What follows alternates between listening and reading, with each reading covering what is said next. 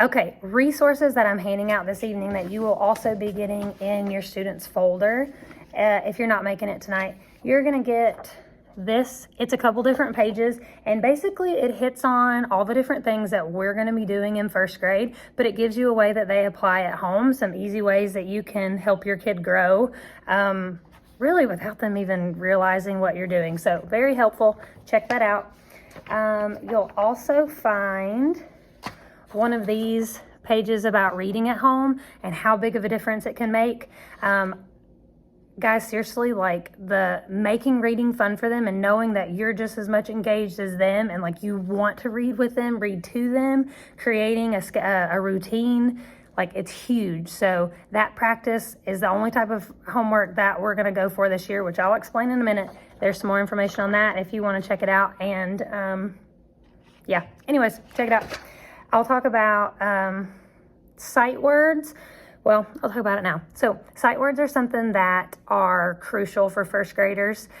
We will learn all of the phonics and all of the things to decode most of the words, but there are just some words that don't follow the rules. There are rule breaker words, and they're just words that we have to learn and commit to memory. And so we ask for you guys to help us with that at home, because the quicker they learn them, the more text they're gonna have an easier time reading.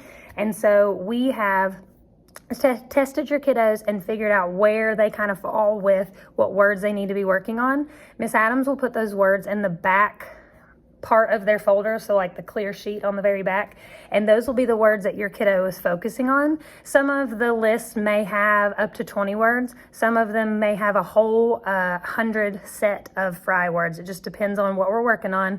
I would choose whatever works for you. Choose 10 words a week to work on, however you guys want to do that. We're not really monitoring what you do with that at home. What we will do is on Fridays, we'll check in with them. We'll have them go through, and the words that they can quickly read, quickly identify, we check them off, and those aren't words that we focus on anymore. So one thing coming home is this sheet, and it's just to give you some ideas of fun ways to practice sight words with kids, to make it less like flashcardy. Some things that I've used in the past is I got window markers, and I've got big windows in my house, and so we wrote all over the windows, and my kids would use one of those little bow and arrows where it like sticks to glass, and they would shoot it, whatever one it landed on, they had to read.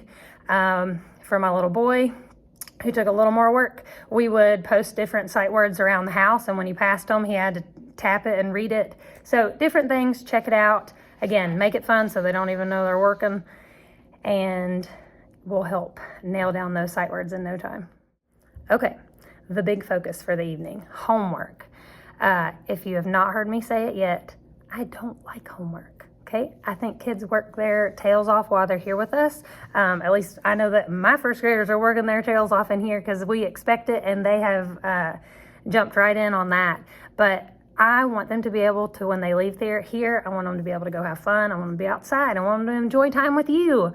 But our homework, the way we do it, is for you to be involved in their growing, but you're involved in the practice part. So anything that a kiddo is bringing home to read, they've practiced here. And so you get to be part of them re-practicing that. There is such great research that screams to the importance of repetitive reading. And so that's why we're doing it. We're going to dive into texts here. We're going to practice them, and then they get to go home and practice with you. So if it ever seems like it's kind of easy for them, awesome. That means the practice is paying off. Not every kiddo is bringing home the same thing. Again, our homework is very targeted on the different assessments that we've done, the different reading that they've done with me. Whether your kid is a beginning reader and they're just learning to put those sounds together and read words, or if your kiddo has learned to read a lot of words from memory, but they don't know the rules to help decode new words, so they just guess what it may look like because it may look like another word. The homework that we're sending home is intentional. So please know that it will change and it will grow with them as they grow. And that's why it's so important. So here's what it will look like. The last sheet that you'll get is kind of the rundown of how the fluency sheet works. I highly recommend reading books with your kid, okay? bedtime routine, whatever you want to do. Get a book in their hand, you read it to them, you read it together, they read it to you, whatever works. But a lot of the time, because of the type of approach that we do, we don't have a whole great amount of books that we can pull from that are considered decodable texts, which are targeting those different skills we want your kiddo working on. And so mostly you're just gonna see your kiddo bringing home 2 different papers for homework. Later in the year, as we get into this thing called geodes, your kiddo will be bringing home a book that they can practice along with that, but we're not there yet. So one thing that every first grader is gonna be bringing home is this 2-sided sheet. I'm sure you remember these guys from kindergarten, the lovely nonsense words. They're not nonsense though, all right? There is a reason behind them. So kiddos that start learning and feeling confident in their reading, a lot of times they will just make up a word or say a word that looks similar to another one that they've seen. And sometimes it works, sometimes it doesn't, but nonsense words force a reader to learn the different phonics sounds, to decode words that they can't guess at. It takes the guesswork out of it. So if they're able to use phonics rules to read words that are not even real, then they're able, and they can do that repetitively, then they can take that and apply it to unknown words that include the same phonics skills. So that is the why behind why we do nonsense words. So this sheet is broken up into halves. Half of the page would be one evening's work. And all we're doing here, these 3 stars are for 3 times through. A kiddo will color a star each time they do this all the way through. So all we're doing is pointing and reading these nonsense words. If your kiddo can quickly go tig, hom, daub, land, deg, and so forth, awesome. Just make sure that if they're making one of those sounds wrong, don't feel bad about pointing it out. I trust that you can do it in a loving way that lets them know you're helping them grow and not like disciplining them, but we don't want to create bad habits by continually making the wrong sound for our vowels or anything like that. If your kiddo wants to go tig, tig, hom, let them. Make sure they're making those sounds correctly, but then make sure they're also blending them together and saying that whole word. So you'll do that all the way through. Then when we get down here, they have 2 sight words, trick words, heart words, high frequency words, whatever you want to call them. So you'll talk to them about what these 2 words are. Again, it's already been addressed before they bring it home, but they may need a reminder. Then we have them look and find the word in the passage. They should have done that already before when they bring this home. So then they'll identify and read it in the sentence, and then point and read the sentence. Read that book again. After lunch, we can play. Color in a star, do it again. Okay, so the idea is running through this guy 3 times each night. Boom, boom, boom. Sometimes it's quick 3 sound words that are easier, or like they contain the basic sounds. Then you'll notice later on, or later in the week, it may sprinkle in a Mama E word, or some of the other rules. This one's one of the early ones, so it's not got a whole lot in there. But you'll do that. The back of the page looks the same, but you're only doing half a page a night. But again, trying to repeat 3 times, coloring a star each time.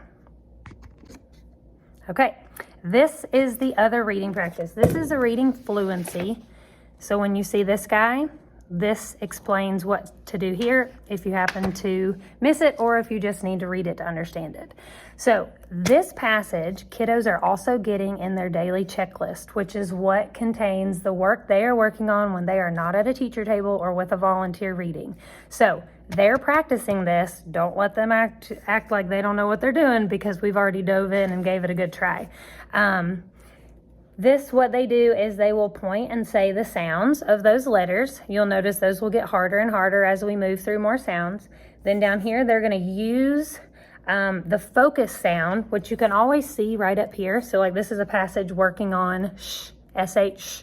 So all of the words and most of the words in the story are really working on that sound. So we want to make sure they're pointing and saying these words correctly. D-ish, dish, ish, fish.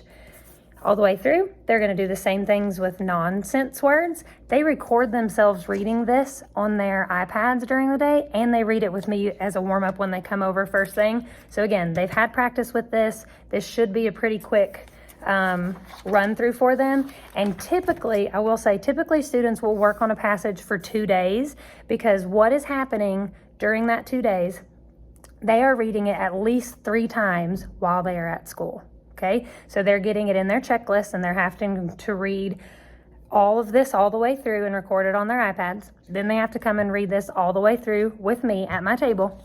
Then the back side is where we put all of those sounds together and we practice reading a passage. So at the top, you will have what we call our warm-up. We talk about how you don't just hop into a game before warming up if you play a sport. This is your warm-up, and the warm-up includes all of the words and trick words that they're going to see in the passage. So they point and read those words, and then this is the guy that we want them doing repetitively on this one. So again, it's marked by 3 boxes where the other one was 3 hearts. So this is where we want them pointing and reading 3 different times. And the paper that I'm sending home that looks like this explains what that should look like.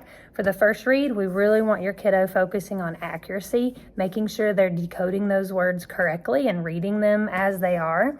The second one, we really want them to pay attention to the punctuation. So sometimes kids will blow right through a period and then it makes the sentence sound funny. So we want to make sure when it says, "He will get fish," we pause for a second before we read the next sentence. If there's an exclamation mark, we can say it excited.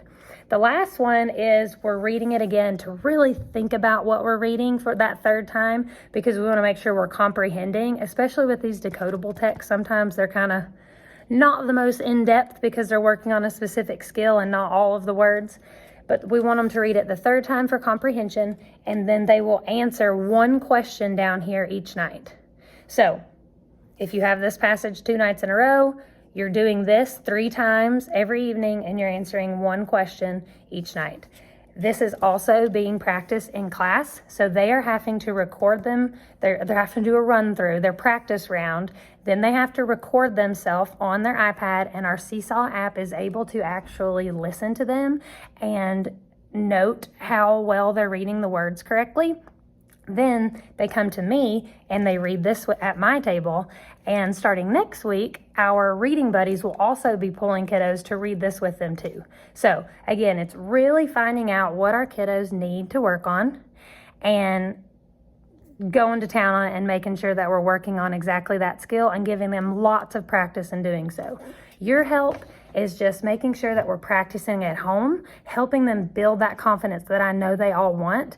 I know with our hard work here in the classroom and your all's dedication to helping us practice at home, that we will help grow your kiddos into the best little readers. And if they're already some great little readers, we'll make them even stronger at comprehending the things that they're going to read as we move from the learning to read to reading to learn. And please never hesitate to reach out if you need anything. Thanks so much. Bye.